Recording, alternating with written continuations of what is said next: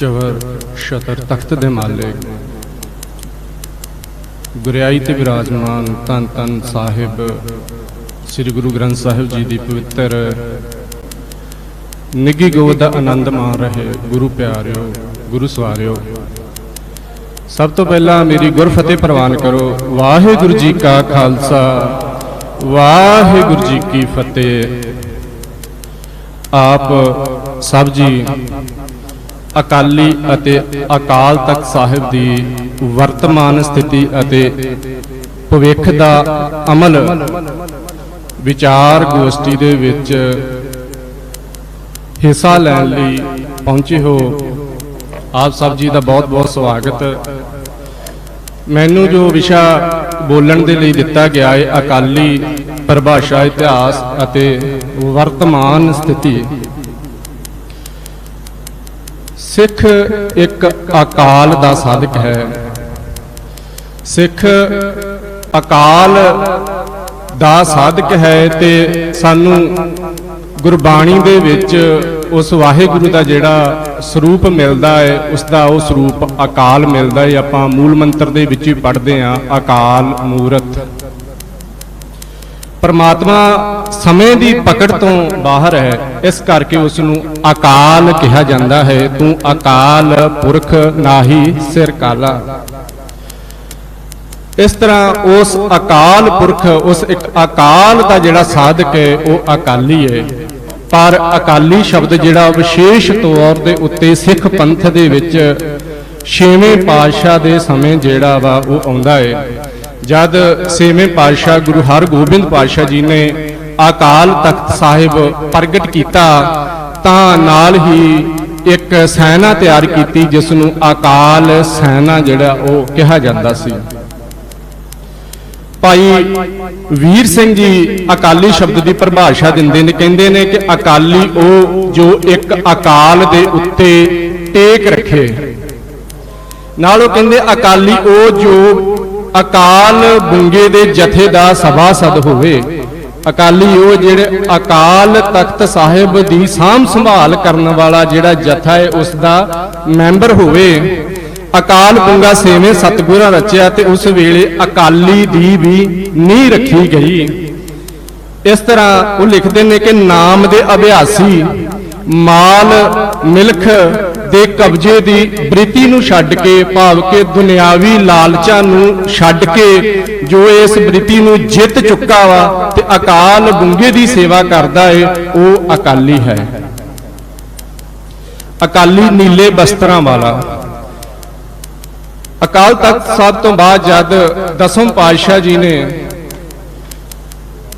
गुरु खालसा पंथ प्रगट किया 1699 ईस्वी की विसाखी नूं, तां ओह जिहड़ा गुरु खालसा पंथ सी वह भी नीले बस्त्रां वाला सी। इह उपजे सिंह भुजंगीए नील अंबर धारा भाव के ओह अकाली निहंग सिंह रूप दे विच जिहड़ा गुरु खालसा पंथ दे रूप दे विच जिहड़ा ओह प्रगट होया। ते नंदेड़ की धरती तो बंदा सिंह बहादुर जी दे नाल जिहड़े 5 सिंह भेजे सन उन्हां चों बाबा विनोद सिंह जिहड़े सन वो अगे बुढ़ा दाल जिहड़ा निहंग सिंघां दा सी उसदे पहले जथेदार बने सन। अगे मैं आवां 1733 ईस्वी दे विच जदों गुरु खालसा पंथ दे अंदर सिंघां दी गिणती जंगजू सिंघां दी गिणती वध गई तां उस समय दे उत्ते इस नूं 2 दलों दे विच वंडिया गया सी, बुढ़ा दल ते तरुणा दल। तरुणा दल नूं अगे फिर 5 दलों दे विच जिहड़ा ओह वंडिया गया सी। ते जिहड़ी गुरुद्वारियां दी सेवा संभाल सी अकाल तख्त साहिब दी जिहड़ी सेवा संभाल सी ओह बुढ़ा दल दे कोल सी। जेकर आपां गुरबख्श सिंह झबालीए की किताब शहीदी जीवन देखिए तो वह लिखते हैं कहते कि गुरु साहिबान के समय अते बुढ़ा दल के समय गुरुद्वारियां दा प्रबंध ते अकाल तख्त साहिब का प्रबंध जिहड़ा वो सतयुगी नमूने का होया करदा सी। भाव के गुरु साहिबान के समय अते बुढ़ा दल के समय अकाल तख्त साहिब की मर्यादा अकाल तख्त साहिब का प्रबंध जिहड़ा सी वो सतयुगी नमूने का सी, भाव सच रूपी सी। इस तरीके दे नाल ये बुढ़ा दल दे जिहड़े सिंह सन अकाली सिंह सन ਇਹ ਅਕਾਲ ਤਖਤ ਸਾਹਿਬ ਦੀ ਸੇਵਾ ਸੰਭਾਲ ਕਰਦੇ ਰਹੇ। ਜਦੋਂ ਮਿਸਲਾਂ ਸਥਾਪਿਤ ਹੋਈਆਂ ਤਾਂ ਮਿਸਲਾਂ ਨੇ ਤਾਂ ਆਪਣੇ ਆਪਣੇ ਇਲਾਕੇ ਜਿਹੜੇ ਸਨ ਉਹ ਵੰਡ ਲਏ ਸਨ, ਪਰ ਜਿਹੜੇ ਗੁਰਦੁਆਰਿਆਂ ਦੀ ਸੇਵਾ ਸੰਭਾਲ ਕਰਨ ਵਾਲੇ ਅਕਾਲੀ ਸਨ ਇਸ ਚੀਜ਼ ਤੋਂ ਨਿਰਸਵਾਰਥ ਰਹੇ। ਇਹਨਾਂ ਨਿਰਸਵਾਰਥ ਹੋ ਕੇ ਜਿਹੜਾ ਅਕਾਲ ਤਖਤ ਸਾਹਿਬ ਦੀ ਸੇਵਾ ਤੇ ਗੁਰਦੁਆਰਿਆਂ ਦਾ ਪ੍ਰਬੰਧ ਜਿਹੜਾ ਸੀ ਉਹ ਚਲਾਇਆ। ਤੇ ਮਹਾਰਾਜਾ ਰਣਜੀਤ ਸਿੰਘ ਜੀ ਦੇ ਸਮੇਂ ਸਿੱਖ ਰਾਜ ਦੇ ਵਿੱਚ ਅਕਾਲੀ ਸਿੰਘ ਜਿਹੜੇ ਸਨ ਇਹਨਾਂ ਦੀ ਅਹਿਮ ਭੂਮਿਕਾ ਰਹੀ ਸੀ। ਇਸ ਵੇਲੇ ਦੇ ਅਕਾਲੀ ਨਿਹੰਗ ਸਿੰਘ ਇਹ ਜਾਣ ਗਏ ਸਨ ਕਿ ਜਿਹੜਾ ਸਿੱਖ ਰਾਜ ਇਹ ਸਿਰਫ ਇੰਨੇ ਕੋਈ ਚੌਖਟ ਦੇ ਵਿੱਚ ਨਹੀਂ ਰਹੇਗਾ, ਇਹ ਲੁਧਿਆਣੇ ਤੱਕ ਜਿਹੜਾ ਵਾ ਉਹ ਨਹੀਂ ਹੋਵੇਗਾ। ਤੇ ਇਹਨਾਂ ਅਕਾਲੀ ਨਿਹੰਗ ਸਿੰਘਾਂ ਨੇ ਮਹਾਰਾਜਾ ਰਣਜੀਤ ਸਿੰਘ ਦੀਆਂ ਜਿੰਨੀਆਂ ਵੀ ਸੰਧੀਆਂ ਅੰਗਰੇਜ਼ਾਂ ਦੇ ਨਾਲ ਹੁੰਦੀਆਂ ਸਨ ਉਹਨਾਂ ਦਾ ਵਿਰੋਧ ਕੀਤਾ ਸੀ। 1809 ਦੇ ਵਿੱਚ ਜਿਹੜੀ ਅੰਗਰੇਜ਼ਾਂ ਦੇ ਨਾਲ ਮੈਟਕੌਫ ਦੇ ਨਾਲ ਸੰਧੀ ਹੋਈ ਸੀ ਉਸ ਦਾ ਸਭ ਤੋਂ ਵੱਧ ਵਿਰੋਧ ਅਕਾਲੀ ਫੂਲਾ ਸਿੰਘ ਨੇ ਕੀਤਾ ਸੀ। ਤੇ ਇਹ ਵਿਰੋਧ ਇੰਨਾ ਵੱਧ ਗਿਆ ਸੀ ਕਿ ਮੈਟਕੌਫ ਦੀ ਫੌਜ ਜਦੋਂ ਦਰਬਾਰ ਸਾਹਿਬ ਦੇ ਲਾਗੋਂ ਦੀ ਲੰਘਣ ਲੱਗੀ ਸੀ ਤਾਂ ਅਕਾਲੀ ਸਿੰਘਾਂ ਦੇ ਵਿੱਚ ਤੇ ਉਹ ਮੈਟਕੌਫ ਦੀ ਫੌਜ ਦੇ ਵਿੱਚ ਜਿਹੜੀ ਝੜਪ ਹੋ ਗਈ ਸੀ, ਜਿਸ 'ਚ ਕਾਫੀ ਅਕਾਲੀ ਸਿੰਘ ਜਿਹੜੇ ਆ ਉਹ ਸ਼ਹੀਦ ਹੋ ਗਏ ਸਨ। ਅਕਾਲੀ ਫੂਲਾ ਸਿੰਘ ਮਹਾਰਾਜਾ ਰਣਜੀਤ ਸਿੰਘ ਨੂੰ ਕਹਿੰਦੇ ਕਿ ਸੰਧੀਆਂ ਨੂੰ ਪਾੜਦੇ, ਗੱਲ ਅਸੀਂ ਕਰਨੀ ਹੈ ਕਰੋ ਜਾਂ ਮਰੋ ਦੇ ਉੱਤੇ। ਅਸੀਂ ਇਹ ਸੰਧੀਆਂ ਦੇ ਰਾਹੀਂ ਅੰਗਰੇਜ਼ਾਂ ਦੇ ਨਾਲ ਆਪਣੀਆਂ ਹੱਦਾਂ ਜਿਹੜੀਆਂ ਵਾ ਉਹਨਾਂ ਨੂੰ ਜਿਹੜਾ ਵਾ ਇੱਕ ਦਾਇਰੇ ਦੇ ਵਿੱਚ ਸੀਮਤ ਨਹੀਂ ਰੱਖਣਾ।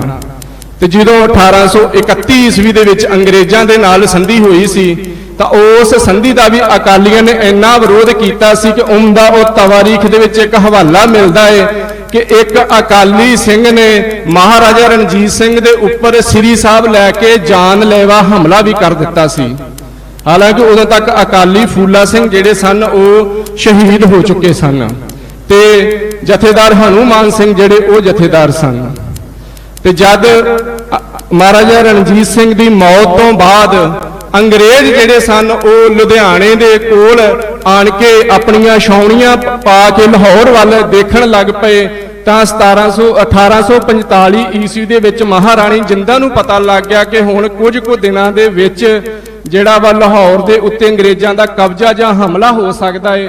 ਤਾਂ ਉਸ ਸਮੇਂ ਦੇ ਉੱਤੇ ਜਥੇਦਾਰ ਹਨੂਮਾਨ ਸਿੰਘ ਜਿਹੜੇ ਬੁੱਢਾ ਦਲ ਦੇ ਜਥੇਦਾਰ ਸਨ, ਅਕਾਲੀ ਸਿੰਘ ਸਨ, ਉਹਨਾਂ ਨੂੰ ਮਹਾਰਾਣੀ ਜਿੰਦਾਂ ਨੇ ਚਿੱਠੀ ਲਿਖੀ ਸੀ ਕਿ ਹੁਣ ਖਾਲਸਾ ਰਾਜ ਜਿਹੜਾ ਉਸ ਨੂੰ ਬਚਾਉਣ ਦੇ ਲਈ ਤੁਹਾਡੀ ਲੋੜ ਹੈ। ਤਾਂ ਫਿਰ ਸਾਮ ਸਿੰਘ ਅਟਾਰੀ ਵਾਲੇ ਦੇ ਨਾਲ ਜਿਹੜਾ ਇਹ ਜਥੇਦਾਰ ਹਨੂਮਾਨ ਸਿੰਘ ਜੀ ਇਹ ਗਏ ਸਨ ਤੇ ਮੁਦਕੀ ਦੀ ਜੰਗ ਦੇ ਵਿੱਚ ਜਥੇਦਾਰ ਹਨੂਮਾਨ ਸਿੰਘ ਜਿਹੜਾ ਸਨ ਉਹ ਅੰਗਰੇਜ਼ਾਂ ਦੇ ਵਿਰੁੱਧ ਲੜੇ ਸਨ, ਪਰ ਲਾਲ ਸਿੰਘ ਹੋਣਾ ਦੀ ਗਦਾਰੀ ਦੇ ਕਾਰਨ ਇਹਨਾਂ ਨੂੰ ਇੱਥੋਂ ਜਿਹੜਾ ਸੀ ਉਹ ਪਟਿਆਲੇ ਵਾਲੇ ਪਾਸੇ ਨੂੰ ਜਿਹੜਾ ਉਹ ਜਾਣਾ ਪਿਆ ਸੀ। ਪਰ ਜਦ ਜਥੇਦਾਰ ਹਨੂਮਾਨ ਸਿੰਘ ਜੀ ਇੱਥੋਂ ਮੁਦਕੀ ਦੀ ਜੰਗ ਤੋਂ ਪਟਿਆਲੇ ਵੱਲ ਗਏ ਸਨ ਤਾਂ ਜੰਗ ਕਰਦਿਆਂ ਕਰਦਿਆਂ ਇਹ ਆਪਣੀ ਛਾਉਣੀ ਜਿੱਥੇ ਅੱਜ ਕੱਲ ਪਟਿਆਲੇ ਦੇ ਵਿੱਚ ਗੁਰਦੁਆਰਾ ਦੂਖ ਨਿਵਾਰਨ ਸਾਹਿਬ ਹੈ ਉਹ ਨਿਹੰਗ ਸਿੰਘਾਂ ਦੀ ਛਾਉਣੀ ਸੀ। ਜਦ ਉੱਥੇ ਇਹ ਜਥਾ ਪਹੁੰਚਾ ਤਾਂ ਪਟਿਆਲੇ ਦਾ ਰਾਜਾ ਅਮਰ ਸਿੰਘ ਜਿਹੜਾ ਅੰਗਰੇਜ਼ਾਂ ਦਾ ਵਫਾਦਾਰ ਸੀ ਉਸਨੇ ਤੋਪਾਂ ਦੇ ਨਾਲ ਜਿਹੜਾ ਹਮਲਾ ਕਰ ਦਿੱਤਾ ਸੀ ਤੇ ਇਸ ਸਥਾਨ ਦੂਖ ਨਿਵਾਰਨ ਸਾਹਿਬ ਸਥਾਨ ਦੇ ਉੱਤੇ ਹਜ਼ਾਰਾਂ ਅਕਾਲੀ ਸਿੰਘ ਜਿਹੜੇ ਸਨ ਉਹ ਸ਼ਹੀਦ ਹੋ ਗਏ ਸਨ। ਤੇ ਜਥੇਦਾਰ ਹਨੂਮਾਨ ਸਿੰਘ ਜਿਹੜਾ ਸੀ ਉਹ ਪਟਿਆਲੇ ਦੀ ਫੌਜ ਦੇ ਵਿਰੁੱਧ ਲੜਦਾ ਹੋਇਆ ਰਾਜਪੁਰੇ ਨੂੰ ਅੱਗੇ ਚੰਡੀਗੜ੍ਹ ਵਾਲੇ ਪਾਸੇ ਸੁਹਾਣੇ ਵਾਲੇ ਪਾਸੇ ਨੂੰ ਨਿਕਲਿਆ ਸੀ ਤੇ ਸੁਹਾਣੇ ਤੱਕ ਜਾਂਦਿਆਂ ਜਾਂਦਿਆਂ ਇੰਨਾ ਜ਼ਖਮੀ ਹੋ ਗਿਆ ਸੀ ਕਿ ਸੁਹਾਣੇ ਦੀ ਧਰਤੀ ਦੇ ਉੱਤੇ ਬੁੱਢਾ ਦਲ ਦੇ ਜਥੇਦਾਰ ਅਕਾਲੀ ਜਥੇਦਾਰ ਹਨੂਮਾਨ ਸਿੰਘ ਜਿਹੜੇ ਉਹ ਸ਼ਹਾਦਤ ਪ੍ਰਾਪਤ ਕਰ ਗਏ ਸਨ। ਉਹਨਾਂ ਦੀ ਸ਼ਹਾਦਤ ਤੋਂ ਬਾਅਦ ਅੰਗਰੇਜ਼ਾਂ ਨੇ ਅਕਾਲ ਤਖਤ ਸਾਹਿਬ ਤੇ ਦਰਬਾਰ ਸਾਹਿਬ ਤੇ ਸਿੱਖ ਗੁਰਦੁਆਰਿਆਂ ਦਾ ਪ੍ਰਬੰਧ ਸੰਭਾਲਣ ਦਾ ਜਿਹੜਾ ਸੀ ਉਹ ਸਿੱਧਾ ਤਹਈਆ ਜਿਹੜਾ ਉਹ ਕਰ ਲਿਆ ਸੀ। ਉਸ ਟਾਈਮ ਦੇ ਉੱਤੇ 1848 ਦੇ ਵਿੱਚ ਇੱਕ ਫੌਜ ਲੈ ਕੇ ਅੰਗਰੇਜ਼ ਜਿਹੜੇ ਸਨ ਉਹ ਅਕਾਲ ਤਖਤ ਸਾਹਿਬ ਤੇ ਦਰਬਾਰ ਸਾਹਿਬ ਦੇ ਬੁੰਗਿਆਂ ਦੇ ਵਿੱਚ ਆਏ ਤੇ ਇਥੋਂ ਨਿਹੰਗ ਸਿੰਘਾਂ ਨੂੰ ਕੱਢਣ ਦੇ ਲਈ ਜਿਹੜੀ ਉਹਨਾਂ ਬੜੀ ਜੱਦੋਜਹਿਦ ਕੀਤੀ। ਅਕਾਲ ਤਖਤ ਸਾਹਿਬ ਦੇ ਬਾਹਰ-ਵਾਰ ਤੇ ਦਰਬਾਰ ਸਾਹਿਬ ਦੇ ਸਾਹਮਣੇ ਜਿਹੜੀ ਜਗ੍ਹਾ ਏ ਉੱਥੇ ਕੁਝ ਕੁ ਪਲਾਂ ਦੇ ਵਿੱਚ ਹੀ 1500 ਅਕਾਲੀ ਨਿਹੰਗ ਸਿੰਘਾਂ ਨੂੰ ਜਿਹੜਾ ਸੀ ਅੰਗਰੇਜ਼ ਹਕੂਮਤ ਨੇ ਸ਼ਹੀਦ ਕਰ ਦਿੱਤਾ ਸੀ। ਤੇ ਇਥੋਂ ਕੁਝ ਬੁੰਗਿਆਂ ਦੇ ਵਿੱਚ ਜਿਹੜੇ ਸਿੰਘ ਠਹਿਰੇ ਹੋਏ ਸਨ, ਉਹਨਾਂ ਅਕਾਲੀ ਸਿੰਘਾਂ ਨੂੰ ਜਿਹੜਾ ਗ੍ਰਿਫਤਾਰ ਕੀਤਾ ਸੀ, ਜਿਹਦੇ 'ਚ ਗੰਡਾ ਸਿੰਘ ਨਾਮ ਦਾ ਇੱਕ ਅਕਾਲੀ ਜਥੇਦਾਰ ਸੀ। ਉਸ ਦੇ ਪੂਰੇ ਜਥੇ ਨੂੰ ਗ੍ਰਿਫਤਾਰ ਕਰਕੇ ਜਿਹੜਾ ਸੀ ਅੰਗਰੇਜ਼ ਸਰਕਾਰ ਲਾਹੌਰ ਲੈ ਗਈ ਸੀ, ਤੇ ਗੰਡਾ ਸਿੰਘ ਤੇ ਉਸਦੇ 2 ਸਾਥੀਆਂ ਨੂੰ ਮੌਤ ਦੀ ਸਜ਼ਾ ਦੇ ਦਿੱਤੀ ਗਈ ਸੀ, ਤੇ ਬਾਕੀ ਜਿੰਨੇ ਵੀ ਅਕਾਲੀ ਸਿੰਘ ਸਨ ਉਹਨਾਂ ਸਾਰਿਆਂ ਸਿੰਘਾਂ ਨੂੰ 7-7 ਸਾਲ ਦੀ ਜਿਹੜੀ ਸੀ ਕੈਦ ਸੁਣਾ ਦਿੱਤੀ ਸੀ। ਇਸ ਤਰ੍ਹਾਂ ਪਟਿਆਲੇ ਦੇ ਵਿੱਚ ਫੂਲਕੀਆ ਰਿਆਸਤ ਦੇ ਵਿੱਚ ਇਹ ਐਲਾਨ ਕਰ ਦਿੱਤਾ ਸੀ 1849 ਈਸਵੀ ਤੋਂ ਬਾਅਦ ਕਿ ਇਹਨਾਂ ਰਿਆਸਤਾਂ ਦੇ ਵਿੱਚ ਤੇ ਅੰਗਰੇਜ਼ਾਂ ਨੇ ਇਸ ਪੰਜਾਬ ਦੀ ਧਰਤੀ ਦੇ ਉੱਤੇ ਕਿ ਜਿੱਥੇ ਵੀ ਅਕਾਲੀ ਨਿਹੰਗ ਸਿੰਘ ਦਿਖੇ ਦੇਖਦਿਆਂ ਹੀ ਉਸ ਨੂੰ ਗੋਲੀ ਮਾਰ ਦਿੱਤੀ ਜਾਵੇ। ਇਹ ਐਲਾਨ ਜਿਹੜਾ ਸੀ ਇਹ 1870 ਤੱਕ ਜਿਹੜਾ ਉਹ ਜਾਰੀ ਰਿਹਾ ਸੀ। ਤੇ ਇਸੇ ਸਮੇਂ ਦੇ ਉੱਤੇ ਹੀ ਜਿਹੜਾ ਸੀ ਹਨੂਮਾਨ ਸਿੰਘ ਤੋਂ ਬਾਅਦਾਂ ਜਥੇਦਾਰ ਪਹਿਰਲਾਦ ਸਿੰਘ ਜਿਹੜੇ ਉਹ ਅਗਲੇ ਜਥੇਦਾਰ ਬਣੇ ਸਨ, ਤੇ ਉਹ ਕੁਝ ਕੁ ਸਿੰਘ ਜਿਹੜੇ ਬਚੇ ਸਨ ਉਹਨਾਂ ਨੂੰ ਨਾਲ ਲੈ ਕੇ ਉਹ ਨੰਦੇੜ ਸਾਹਿਬ ਦੀ ਧਰਤੀ ਦੇ ਉੱਤੇ ਜਿਹੜੇ ਚਲੇ ਗਏ ਸਨ। ਇਹ ਅੰਗਰੇਜ਼ ਸਮਝ ਗਏ ਸਨ ਕਿ ਜਿੰਨਾ ਚਿਰ ਅਸੀਂ ਇਹ ਅਕਾਲੀ ਸਿੰਘਾਂ ਨੂੰ ਖਤਮ ਨਹੀਂ ਕਰਦੇ ਉਨਾ ਚਿਰ ਅਸੀਂ ਪੰਜਾਬ ਦੇ ਉੱਤੇ ਪੂਰਾ ਕਬਜ਼ਾ ਵੀ ਨਹੀਂ ਕਰ ਸਕਦੇ, ਤੇ ਅਕਾਲ ਤਖਤ ਸਾਹਿਬ ਤੇ ਇਹਨਾਂ ਦਾ ਜਿਹੜੇ ਗੁਰਦੁਆਰੇ ਨੇ ਉਹਨਾਂ ਨੂੰ ਆਪਣੇ ਪ੍ਰਬੰਧ ਦੇ ਅਧੀਨ ਨਹੀਂ ਲਿਆ ਸਕਦੇ। ਇਸੇ ਸਮੇਂ ਹੀ ਜੇ ਆਪਾਂ ਦੇਖੀਏ ਤਾਂ ਉਸ ਸਮੇਂ ਦਾ ਜਿਹੜਾ ਪੰਜਾਬ ਦਾ ਗਵਰਨਰ ਸੀ, ਉਸ ਪੰਜਾਬ ਦੇ ਗਵਰਨਰ ਲੈਫਟੀਨੈਂਟ ਗਵਰਨਰ R.T. ਇੰਗਰਟਨ ਜਿਹੜਾ ਸੀ ਉਸਨੇ ਭਾਰਤ ਦੇ ਵਾਇਸਰਾਏ ਲਾਰਡ ਰਿਪਨ ਨੂੰ ਇੱਕ ਚਿੱਠੀ ਲਿਖੀ ਸੀ। ਉਹ ਚਿੱਠੀ ਦੇ ਵਿੱਚ ਉਸ ਨੇ ਇਹ ਜ਼ਿਕਰ ਕੀਤਾ ਸੀ ਕਿ ਸਿੱਖ ਜਿਹੜੇ ਨੇ ਇਹਨਾਂ ਦੇ ਗੁਰਦੁਆਰਿਆਂ ਦਾ ਪ੍ਰਬੰਧ ਜਿਹੜਾ ਵਾ ਉਹ ਸਰਕਾਰੀ ਪ੍ਰਬੰਧ ਤੋਂ ਬਾਹਰ ਜਿਹੜਾ ਨਹੀਂ ਰੱਖਣਾ ਚਾਹੀਦਾ।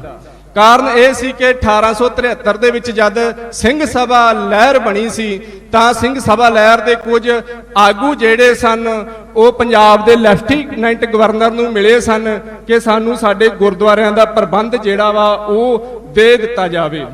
ਤਾਂ ਉਸ ਟਾਈਮ ਦੇ ਉੱਤੇ ਈਗਰਟਨ ਨੇ ਜਿਹੜੀ ਚਿੱਠੀ ਲਿਖੀ ਸੀ ਉਹ ਜਿਹੜੀ ਸੀ ਉਹਨੂੰ ਜਿਹੜਾ ਧਿਆਨ ਨਾਲ ਪੜ੍ਹਨ ਦੀ ਲੋੜ ਹੈ। ਲਿਖਦਾ ਕਿ ਮੇਰਾ ਖਿਆਲ ਹੈ ਕਿ ਸਿੱਖ ਗੁਰਦੁਆਰਿਆਂ ਦਾ ਇੰਤਜ਼ਾਮ ਇੱਕ ਅਜਿਹੀ ਕਮੇਟੀ ਜੋ ਸਰਕਾਰੀ ਕੰਟਰੋਲ ਤੋਂ ਆਜ਼ਾਦ ਨਾ ਹੋਵੇ ਦੇ ਹੱਥ ਵਿੱਚ ਦੇਣਾ ਸਿਆਸੀ ਪੱਖ ਤੋਂ ਖਤਰਨਾਕ ਹੋਵੇਗਾ, ਤੇ ਮੈਂ ਉਮੀਦ ਕਰਦਾ ਜਨਾਬ ਅਜਿਹੇ ਹੁਕਮ ਜਾਰੀ ਕਰਵਾਉਣ ਵਿੱਚ ਮਦਦਗਾਰ ਹੋਣਗੇ ਜਿਸ ਨਾਲ ਪਿਛਲੇ 30 ਸਾਲ ਤੋਂ ਕਾਮਯਾਬੀ ਨਾਲ ਚੱਲਦਾ ਇੰਤਜ਼ਾਮ ਜਾਰੀ ਰਹੇਗਾ। ਪਿਛਲੇ 30 ਸਾਲ ਤੋਂ ਭਾਵ 1849 ਤੋਂ 1880 ਤੱਕ ਜਿਹੜਾ ਅੰਗਰੇਜ਼ਾਂ ਨੇ ਗੁਰਦੁਆਰਾ ਪ੍ਰਬੰਧ ਤੇ ਅਕਾਲ ਤਖਤ ਸਾਹਿਬ ਦਾ ਪ੍ਰਬੰਧ ਆਪਣੇ ਕਬਜ਼ੇ 'ਚ ਲਿਆ ਹੋਇਆ ਸੀ, ਉਸ ਵੱਲ ਈਗਰਟਨ ਜਿਹੜਾ ਉਹ ਇਸ਼ਾਰਾ ਕਰਦਾ ਹੈ।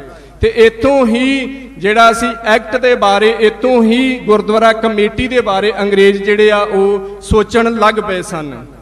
ਇਸ ਸਮੇਂ ਦੇ ਉੱਤੇ ਜਿਹੜੇ ਸਨ ਉਹ ਪੰਜਾਬ ਦੇ ਵਿੱਚੋਂ ਅਕਾਲੀ ਸਿੰਘ ਖਤਮ ਕਰ ਦਿੱਤੇ, ਕੁਝ ਨੂੰ ਦੇਸ਼ ਨਿਕਾਲਾ ਜਿਹੜਾ ਸੀ ਉਹ ਦੇ ਦਿੱਤਾ ਗਿਆ। ਤੇ ਜਥੇਦਾਰ ਪਹਿਰਲਾਦ ਸਿੰਘ ਜਿਹੜੇ ਸਨ ਇਹ ਵੀ ਨੰਦੇੜ ਦੀ ਧਰਤੀ ਦੇ ਉੱਤੇ ਜਾ ਕੇ ਸ਼ਹੀਦ ਹੋ ਗਏ ਸਨ। ਤੇ ਅਕਾਲੀ ਸਿੰਘਾਂ ਦੀ ਜੇ ਉਸ ਵੇਲੇ ਦੀ 1901 ਦੀ ਮਰਦਮਸ਼ੁਮਾਰੀ ਦੇ ਵਿੱਚ ਦੇਖੀਏ ਤਾਂ ਅਕਾਲੀ ਸਿੰਘਾਂ ਦੀ ਗਿਣਤੀ ਜਿਹੜੀ ਸੀ ਉਹ ਸਿਰਫ 569 ਰਹਿ ਗਈ ਸੀ, ਜਿਹਦੇ ਵਿੱਚੋਂ 110 ਇਸਤਰੀਆਂ ਸਨ। ਭਾਵ ਕਿ 500 ਤੋਂ ਵੀ ਘੱਟ ਜਿਹੜੇ ਅਕਾਲੀ ਸਿੰਘ 1900 ਦੀ ਮਰਦਮਸ਼ੁਮਾਰੀ ਦੇ ਵਿੱਚ ਜਿਹੜੇ ਉਹ ਮਿਲਦੇ ਨੇ। ਇੱਥੋਂ ਤੱਕ ਅਕਾਲੀ ਸਿੰਘ ਜਿਹੜੇ ਸਨ ਉਹ ਖਤਮ ਕਰ ਦਿੱਤੇ ਸਨ। ਹੁਣ ਅਕਾਲੀ ਸਿੰਘਾਂ ਨੂੰ ਅੰਗਰੇਜ਼ਾਂ ਨੇ ਇੱਕ ਸਾਈਡ ਤੇ ਜਿਹੜਾ ਵਾ ਉਹ ਕਰ ਦਿੱਤਾ ਸੀ, ਭਾਵ ਕਿ ਖਤਮ ਕਰ ਦਿੱਤਾ ਸੀ। ਉਹਨਾਂ ਨੂੰ ਪਤਾ ਹੈ ਕਿ ਜਿੰਨੇ ਇਹ ਸਿੰਘ ਰਹਿ ਗਏ ਨੇ ਇਹ ਇੰਨੇ ਕੁ ਖਿੰਡ ਪੁੰਡ ਗਏ ਨੇ। ਫਿਰ ਕੱਲਾ ਅਕਾਲੀ ਸਿੰਘਾਂ ਨੂੰ ਖਤਮ ਨਹੀਂ ਕੀਤਾ, ਅਕਾਲੀ ਸਿੰਘ ਜਿਹੜੇ ਸਨ ਉਹਨਾਂ ਦੀ ਜਿਹੜੀ ਇਮੇਜ ਸੀ, ਉਹਨਾਂ ਦਾ ਜਿਹੜਾ ਕਿਰਦਾਰ ਸੀ ਉਹ ਵੀ ਉਸ ਸਮੇਂ ਦੇ ਲੋਕਾਂ ਦੇ ਅੰਦਰੋਂ ਜਿਹੜਾ ਸੀ ਉਹ ਖਤਮ ਕੀਤਾ ਹੈ। ਤਾਂ ਹੀ ਤਾਂ ਬਾਅਦ ਦੇ ਵਿੱਚ ਵੀ ਜੇ ਆਪਾਂ ਇਤਿਹਾਸ ਪੜ੍ਹਦੇ ਤਾਂ ਅਕਾਲ ਤਖਤ ਸਾਹਿਬ ਦੇ ਸਾਹਮਣੇ ਜਿਹੜਾ ਐਡਾ ਵੱਡਾ ਸਾਕਾ ਵਾਪਰਿਆ ਜਿੱਥੇ ਇੱਕ ਦਿਨ ਦੇ ਵਿੱਚ 1500 ਤੋਂ ਵੱਧ ਅਕਾਲੀ ਸਿੰਘ ਸ਼ਹੀਦ ਕਰ ਦਿੱਤੇ ਗਏ, ਉਸ ਸਾਕੇ ਦਾ ਜਿਹੜਾ ਵਾ ਸਿੱਖ ਇਤਿਹਾਸ ਸਿੱਖ ਬਿਰਤੀ ਦੇ ਵਿੱਚ ਕਿਤੇ ਵੀ ਕਿਸੇ ਨੂੰ ਕੋਈ ਚੇਤਾ ਨਹੀਂ ਹੈ, ਕਿਉਂਕਿ ਉਹ ਚੇਤਾ ਖਤਮ ਕਰ ਦਿੱਤਾ ਹੈ। ਇਸ ਤਰੀਕੇ ਦੇ ਨਾਲ ਅਕਾਲੀ ਨਿਹੰਗ ਸਿੰਘ ਉਹ ਪੁਰਾਤਨ ਕਿਰਦਾਰ ਜਿਹੜਾ ਸੀ ਉਹ ਅੰਗਰੇਜ਼ਾਂ ਨੇ ਲੋਕ ਮਨਾਂ ਦੇ ਵਿੱਚੋਂ ਵੀ ਖਤਮ ਕੀਤਾ। पर फिर भी सिख पंथ जिहड़ा वो जागदा रहा ते सिख पंथ ने 1912 ईस्वी के लगभग जिहड़े सी वो अपने तौर दे उत्ते जिहड़ा सी जथे बनाउणे शुरू कर दिते। इस दी शुरुआत जिहड़ी सी वो करतार सिंह झब्बर ने की, जिसने 1912 दे विच खालसा दीवान खरा सौदा नां दा जिहड़ा वो जथा बनाया। इसे समय ही सिख पंथ जिहड़ा वो जथियां वल जिहड़ा सी वो आउण लगा। सिख पंथ ये गल समझ गया सी कि वो संगतां जिहड़ियां गुरु नानक पातशाह ने स्थापित कीतियां, फिर सानू उत्थों ही गल जिहड़ी वो शुरू करनी पवेगी। ते गुरु खालसा पंथ ने जथे बनाए, जिस 1912 का करतार सिंह झब्बर का जथा है, खालसा धर्म प्रचारक लाहौर का जथा, जिन्हां ने 1916 च मिठा सिंह महंत जिहड़ा सी पंजा साहिब दा उहदे विरुद्ध हसन अब्दाल दी धरती दे उत्ते गुरमत समागम कीता सी। इस तरह ही सिंह सभा खालसा दीवान सियालकोट का जथा, जिन्हां ने बाबे की बेर गुरुद्वारा साहिब का जिहड़ा सी प्रबंध संभालिया सी।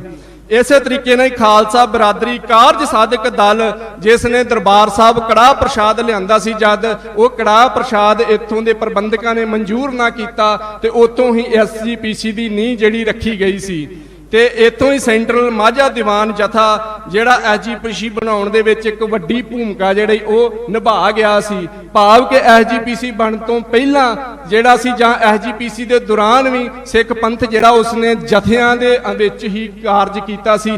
जथियां दे रूप दे विच ही गुरु खालसा पंथ जिहड़ा वो कारज करदा रहा। इस तरीके दे नाल जिहड़ा सी ये गुरुद्वारा सुधार लहर जिहड़ी वो चली, पर गुरुद्वारा सुधार लहर चली नूं अजे कुछ 3-4 महीने ही जिहड़े आ वो होए सन। भाव 15-16 नवंबर 1920 दे विच जिहड़ा ये गुरुद्वारा श्रोमणी गुरुद्वारा प्रबंधक कमेटी बनी, पर इस तो 4 महीने बाद ही अंग्रेज सरकार ने सोच लिया सी कि इस नूं अपने कंट्रोल च करना जिहड़ा वो बहुत जरूरी है। तां ही इन्हां ने 16 फरवरी 1921 ईस्वी नूं गुरुद्वारा एक्ट बनाउण दी जिहड़ी वो गल शुरू कर दित्ती सी। 1920 दे विच भी गुरुद्वारा एक्ट बनने की गल जिहड़ी वो शुरू हो गई सी। ते 14 मार्च 1921 ईस्वी नूं पंजाब दे जिहड़े वजीरे तालीम मियाँ फजल हुसैन सन, उन्होंने एक बिल जिहड़ा सी श्रोमणी गुरुद्वारा प्रबंधक कमेटी दे एक्ट जिहड़ा सी उस दे बारे एक मते राहीं ऑर्डीनेंस जिहड़ा वो जारी करवा दिता सी कि जिहड़ा सिख पंथ दा ये गुरुद्वारियां दा ढांचा है ये सरकारी दखल तो बिना जिहड़ा वा नहीं चलना चाहिदा। इतों ही जिहड़ा वा सिख जिहड़े सन वो संघर्ष दे विच आए ते जिवें तुहानूं पता है कि 1925 दा सारे सिखां नूं अंग्रेज़ां ने जेल दे विच छुट के जिवें गुरुद्वारा एक्ट मनवाया सी, उस तो पता लगता है कि गुरुद्वारा एक्ट जिहड़ा इन्हां अंग्रेज़ां दे लई जां कोई भी हुकूमत है उस दे लई किन्ना खास जिहड़ी आ वो जगह रखदा है। गुरु प्यारिओ इत्थों जिहड़ा सी फिर ये सारी अज दी जिहड़ी कहानी है वो शुरू हो जाती है। गल है कि अकाली दल जिहड़ा 1920 ईस्वी दे विच बनिया है उहदी जिहड़ी अज दी देख रही निगारता है उसका कारण जिहड़ा वो इस दे मॉडल दे विच है, उसका कारण इस दी मैथड दे विच है, विधि दे विच है ते इस दे ढांचे दे विच है। क्योंकि जदों परंपरा तो असीं दूर हो जावांगे तो उदों असीं खुआर ही होवांगे। ते सिख परंपरा जिहड़ी वो जथियां दे अनुसार चलदी है, सिख परंपरा जिहड़ी है वो गुरमतियां दे अनुसार चलदी है। जदों भी गुरु खालसा पंथ गुरमतियां तो दूर होवेगा, जदों भी जथे गुरमतियां तो दूर होणगे उदों खुआरी ही होवेगी। ते गुरु प्यारिओ जिवें पुरातन अकाली अकाल तख्त साहब की सेवा करते सी तो वो दुनियावी लोभ ते राजनीतिक अहुदियां तो जिहड़े दूर रहिंदे सन, पर अज गुरुद्वारियां दा प्रबंध अकाल तख्त साहब दा प्रबंध ते सिख राजनीति भी इक्को दल ही जिहड़ा वो संभाल रहा है। ये कारण जिहड़े अज अकाली दल की निगारता दा जिहड़ा वो मुख कारण है। अकाल तख्त दा प्रबंध जिहड़ा एक पूरा जथा करदा हुंदा सी ते ओ जथा जिहड़ा सी ओ गुरमतियां दे नाल निर्धारित हुंदा सी। जे तुसीं भाई वीर सिंह दा नावल सतवंत कौर पढ़ोगे ना, उसका 22वीं कांड दे विच ये जिक्र मिलता है कि किवें अकाल तख्त साहब दे बाहर वार गुरमते होया करदे सन ते उन्हां गुरमतियां दे विच किवें ਗੁਰੂ ਖਾਲਸਾ ਪੰਥ ਦੇ ਜਥਿਆਂ ਦੇ ਜਥੇਦਾਰ ਜਿਹੜੇ ਆਉਂਦੇ ਸਨ ਤੇ ਕਿੰਨੇ ਦਿਨ ਉੱਥੇ ਵਿਚਾਰਾਂ ਚੱਲਣ ਤੋਂ ਬਾਅਦ ਗੁਰਮਤੇ ਜਿਹੜੇ ਸੀ ਉਹ ਕਰਕੇ ਗੁਰੂ ਖਾਲਸਾ ਪੰਥ ਉਹਨਾਂ ਨੂੰ ਪੰਥ ਦੇ ਵਿੱਚ ਲਾਗੂ ਕਰਦਾ ਸੀ। ਅੱਜ ਅਸੀਂ ਉਹ ਗੁਰਮਤੇ ਦੀ ਵਿਧੀ ਤੋਂ ਜਿਹੜਾ ਵਾ ਉਹ ਬਹੁਤ ਦੂਰ ਹੋ ਗਏ। ਇਸ ਸਾਰੇ ਦੁਖਾਂਤ ਦਾ ਕਾਰਨ ਜਿਹੜਾ ਉਹ ਵੋਟ ਪੋਲੀਟਿਕਸ ਹੈ। ਸਿੱਖ ਪੰਥ ਜਿਹੜਾ ਉਹ ਵੋਟ ਪੋਲੀਟਿਕਸ ਉਹਦੇ ਵਿੱਚ ਨਹੀਂ ਸੀ, ਇਲੈਕਸ਼ਨ ਨਹੀਂ ਸੀ। ਸਿੱਖ ਪੰਥ ਜਿਹੜਾ ਉਹ ਸਿਲੈਕਸ਼ਨ ਵਿਧੀ ਦੇ ਨਾਲ ਚੱਲਦਾ ਸੀ। ਜੇ ਭਾਈ ਲਹਿਣਾ ਜੀ ਨੂੰ ਗੁਰੂ ਅੰਗਦ ਪਾਤਸ਼ਾਹ ਜੀ ਬਣਾਇਆ ਤਾਂ ਉਹ ਸਿਲੈਕਸ਼ਨ ਵਿਧੀ ਦੇ ਨਾਲ ਬਣਾਇਆ। ਉਹ ਉੱਥੇ ਵੋਟਾਂ ਨਹੀਂ ਪਈਆਂ, ਉੱਥੇ ਆਗੂ ਦੇ ਗੁਣ ਦੇਖੇ ਗਏ। ਤੇ ਜਿਹੜੀ ਸਿਲੈਕਸ਼ਨ ਵਿਧੀ ਹੈ ਇਹਦੇ ਵਿੱਚ ਜੀਵਨ ਦੇਖਿਆ ਜਾਂਦਾ ਹੈ ਤੇ ਇਲੈਕਸ਼ਨ ਦੇ ਵਿੱਚ ਜੀਵਨ ਤੋਂ ਦੂਰ ਪੈਸਾ ਤੇ ਕਈ ਹੋਰ ਤਰ੍ਹਾਂ ਦੇ ਜਿਹੜੇ ਸਿੱਖ ਪੰਥ ਦੇ ਮੁਤਾਬਕ ਜਿਹੜੀਆਂ ਬਿਲਕੁਲ ਕੁਰੀਤੀਆਂ ਨੇ ਉਹ ਇਸ ਵੋਟ ਪੋਲੀਟਿਕਸ ਦੇ ਵਿੱਚ ਜਿਹੜੀਆਂ ਉਹ ਆਉਂਦੀਆਂ ਨੇ। ਇਸ ਕਰਕੇ ਇਹ ਜਿਹੜਾ ਦੁਖਾਂਤ ਹੈ, ਇਹ ਦੁਖਾਂਤ ਜਿਹੜਾ ਹੈ ਇਸ ਦੀ ਜੜ ਜਿਹੜੀ ਹੈ ਉਹ ਵੋਟ ਪੋਲੀਟਿਕਸ ਦੇ ਵਿੱਚ। ਜੇ ਇਸ ਤੋਂ ਬਚਣਾ ਹੈ ਤਾਂ ਅਕਾਲ ਤਖਤ ਸਾਹਿਬ ਜਿਹੜਾ ਉਹ ਰਾਜਨੀਤੀ ਤੋਂ ਦੂਰ, ਉਹ ਕਿਸੇ ਇੱਕ ਦਲ ਤੋਂ ਦੂਰ ਕਰਕੇ ਪੂਰਾ ਗੁਰੂ ਖਾਲਸਾ ਪੰਥ ਜਿਹੜਾ ਹੈ ਇਹ ਆਪਣੇ ਜਥਿਆਂ ਦੇ ਰੂਪ ਦੇ ਵਿੱਚ ਗੁਰਮਤੇ ਕਰਕੇ ਜਿਹੜਾ ਵਾ ਇੱਕ ਸਾਂਝੀ ਕਮੇਟੀ, ਇੱਕ ਸਾਂਝੀ ਸਭਾ ਜਿਹੜੀ ਉਹ ਨਿਰਧਾਰਤ ਕਰੇ, ਜਿਸ ਦੇ ਅਨੁਸਾਰ ਜਿਹੜਾ ਅਕਾਲ ਤਖਤ ਸਾਹਿਬ ਦਾ ਪ੍ਰਬੰਧ ਜਿਹੜਾ ਉਹ ਚੱਲੇ। ਤੇ ਗੁਰੂ ਪਿਆਰਿਓ, ਗੁਰੂ ਖਾਲਸਾ ਪੰਥ ਸਰਬੱਤ ਖਾਲਸਾ ਗੁਰਮਤਾ ਤੇ ਆਗੂ ਚੁਣਨ ਦੀ ਜਿਹੜੀ ਪੰਥਕ ਵਿਧੀ ਏ ਸਾਨੂੰ ਉਹ ਲੈ ਕੇ ਆਉਣੀ ਪਵੇਗੀ। ਗੁਰੂ ਖਾਲਸਾ ਪੰਥ ਸੰਸਥਾ ਏ, ਅਕਾਲ ਤਖਤ ਸਾਹਿਬ ਸੰਸਥਾ ਏ। ਸੰਸਥਾ ਗੁਰੂ ਪਿਆਰਿਓ ਉਹ ਹੁੰਦੀ ਏ ਜਿਸ ਨੂੰ ਗੁਰੂ ਪਾਤਸ਼ਾਹ ਨੇ ਆਪ ਪ੍ਰਗਟ ਕੀਤਾ ਏ ਤੇ ਉਸ ਤੋਂ ਬਾਅਦ ਜਿਹੜੀਆਂ ਸਿੱਖਾਂ ਨੇ ਬਣਾਈਆਂ ਨੇ ਉਹ ਸਾਰੇ ਸੰਗਠਨ ਨੇ। ਅਕਾਲੀ ਦਲ ਸੰਗਠਨ ਹੈ, ਸ਼੍ਰੋਮਣੀ ਗੁਰਦੁਆਰਾ ਪ੍ਰਬੰਧਕ ਕਮੇਟੀ ਸੰਗਠਨ ਹੈ, ਇਹ ਸੰਸਥਾ ਨਹੀਂ ਹੈ। ਸੰਗਠਨ ਭੰਗ ਹੋ ਸਕਦੇ ਨੇ ਪਰ ਗੁਰੂ ਪਾਤਸ਼ਾਹ ਦੀਆਂ ਚਲਾਈਆਂ ਹੋਈਆਂ ਸੰਸਥਾਵਾਂ ਕਦੇ ਭੰਗ ਨਹੀਂ ਹੋ ਸਕਦੀਆਂ। ਤੇ ਗੁਰੂ ਖਾਲਸਾ ਪੰਥ ਦੀਆਂ ਸੰਸਥਾਵਾਂ ਜਿਹੜੀਆਂ ਨੇ ਉਹ ਸਿੱਖ ਪਰੰਪਰਾ ਦੇ ਅਨੁਸਾਰ ਹੀ ਜਿਹੜੀਆਂ ਉਹ ਚੱਲਣਗੀਆਂ। ਇਸ ਕਰਕੇ ਇੱਥੇ ਕੋਈ ਇੱਕ ਦਲ ਜਿਹੜਾ ਆਪਣੇ ਆਪ ਨੂੰ ਪੰਥ ਨਹੀਂ ਕਹਾ ਸਕਦਾ। ਗੁਰੂ ਖਾਲਸਾ ਪੰਥ ਜਿਹੜਾ ਇਹ ਸਮੂਹਿਕ ਰੂਪ ਦੇ ਵਿੱਚ ਵੀ ਚੱਲਦਾ ਹੈ ਤੇ ਇਹ ਇੱਕ ਜਾਂ ਦੋ ਸਿੰਘਾਂ ਦੇ ਰੂਪ ਦੇ ਵਿੱਚ, ਬਾਬਾ ਬੋਤਾ ਸਿੰਘ, ਬਾਬਾ ਗਰਜਾ ਸਿੰਘ ਦੇ ਰੂਪ ਦੇ ਵਿੱਚ ਵੀ ਜਿਹੜਾ ਉਹ ਚੱਲਦਾ ਹੈ। ਤੇ ਸਾਨੂੰ ਇਹ ਗੱਲ ਯਾਦ ਰੱਖਣੀ ਚਾਹੀਦੀ ਏ ਰਤਨ ਸਿੰਘ ਭੰਗੂ ਦੀ, ਪੰਥ ਮੱਧ ਹੈ ਗੁਰ ਕੀ ਸ਼ਕਤ, ਪੰਥ ਮੱਧ ਜਪ ਤਪੀਏ ਭਗਤ। ਕਿ ਅੱਜ ਸਾਨੂੰ ਅਕਾਲ ਤਖਤ ਸਾਹਿਬ ਦੀ ਜਿਹੜੀ ਸਾਂਭ ਸੰਭਾਲ ਏ, ਮਰਿਆਦਾ ਏ, ਉਹਦੇ ਲਈ ਜਪੀਏ ਤਪੀਏ ਜਿਹੜੇ ਸਿੰਘ ਨੇ ਉਹ ਲੱਭ ਕੇ ਲੈ ਕੇ ਹੋਣੇ ਚਾਹੀਦੇ। ਇਸ ਕਰਕੇ ਗੁਰੂ ਖਾਲਸਾ ਪੰਥ ਜਿਹੜਾ ਇਹਦੇ ਵਿੱਚ ਕੋਈ ਇੱਕ ਦਲ ਸਿਰਮੌਰ ਨਹੀਂ ਹੈ। ਰਤਨ ਸਿੰਘ ਭੰਗੂ ਲਿਖਦਾ ਏ, ਹੁਤੋ ਖਾਲਸੋ ਸੁਮੇ ਵਾਣੀ, ਭਈ ਖਾਲਸੇ ਅਖੈ ਕਹਾਣੀ। ਕਿ ਇਹ ਗੁਰੂ ਖਾਲਸਾ ਪੰਥ ਉਹ ਸੋਮਿਆਂ ਵਾਲੀ ਨਦੀ ਏ ਜਿਹਦੇ ਵਿੱਚ ਕਈ ਸੋਮੇ ਜਿਹੜੇ ਉਹ ਮਿਲਦੇ ਨੇ। ਅਕਾਲੀ ਦਲ ਵੀ ਉਹਦੇ ਗੁਰੂ ਖਾਲਸਾ ਪੰਥ 'ਚ ਮਿਲਣ ਵਾਲਾ ਇੱਕ ਸੋਮਾ ਏ, ਇਹ ਗੁਰੂ ਖਾਲਸਾ ਪੰਥ ਨਹੀਂ ਹੈ। ਤਾਂ ਹੀ ਰਤਨ ਸਿੰਘ ਭੰਗੂ ਲਿਖਦਾ, ਖਾਲਸੋ ਭਇਓ ਅਖੂਟ ਨਦੀ ਜਮ ਸੁਮੇ ਵਾਣੀ, ਅਗਲੇ ਆਗੇ ਤੁਰੇ ਔਰ ਝੱਬ ਆਵੇ ਪਾਣੀ। ਕਿ ਗੁਰੂ ਖਾਲਸਾ ਪੰਥ ਇੰਨਾ ਕੋ ਸ਼ਕਤੀਵਾਨ ਹੈ ਕਿ ਇਹਦੇ ਵਿੱਚ ਇਹੋ ਜਿਹੇ ਸੰਗਠਨ ਬਣਦੇ ਰਹਿਣਗੇ, ਇਹੋ ਜਿਹੇ ਸੰਗਠਨ ਜਿਹੜੇ ਟੁੱਟਦੇ ਰਹਿਣਗੇ, ਪਰ ਗੁਰੂ ਖਾਲਸਾ ਪੰਥ ਆਪਣੀ ਚਾਲ ਜਿਹੜੀ ਆ ਉਹ ਚੱਲਦਾ ਰਹੇਗਾ। ਇੰਨੀਆਂ ਕੋ ਬੇਨਤੀਆਂ ਪ੍ਰਵਾਨ ਕਰਨੀਆਂ। ਵਾਹਿਗੁਰੂ ਜੀ ਕਾ ਖਾਲਸਾ, ਵਾਹਿਗੁਰੂ ਜੀ ਕੀ ਫਤਿਹ।